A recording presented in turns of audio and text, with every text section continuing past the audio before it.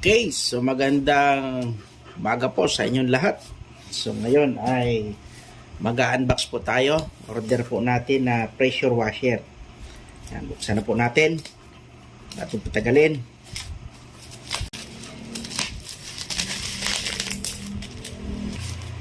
May inipit na po na resibo. Resibo. James Bond. Yan. 1699. Okay. Okay.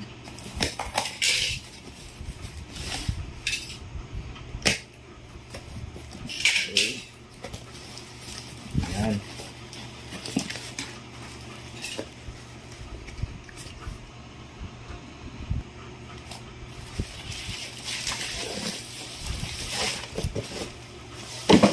Wala po natin yung kanyang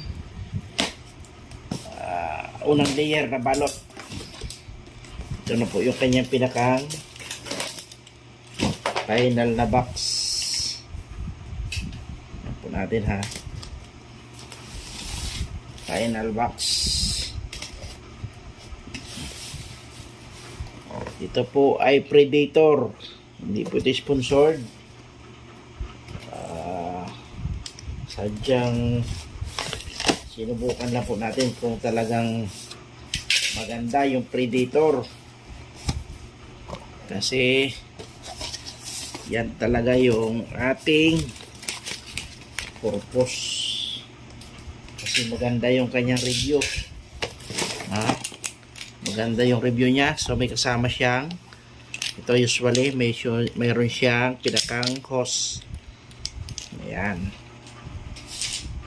And then, mayroon siyang ayan, kapirasong hose din.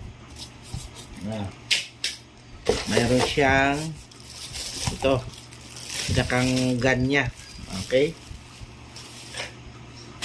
Mayroon siyang drain. Itong kanyang pinakang salaan niya. Para hindi sumasok maruming dumi.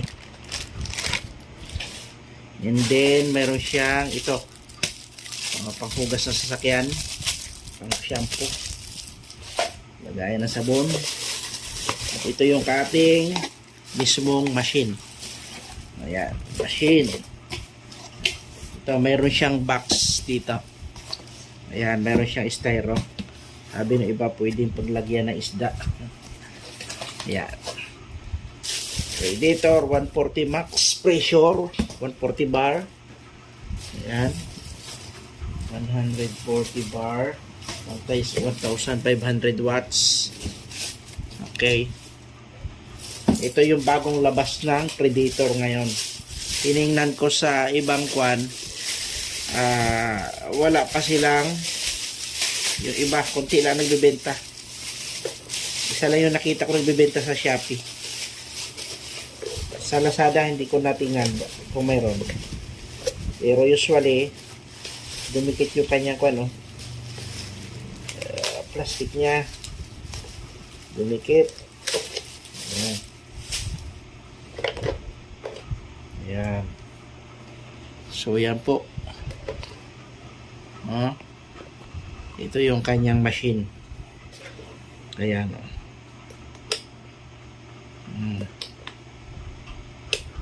Yan. Tapos mayroon siyang ito, gauge, kung hanggang saan yung pressure gauge.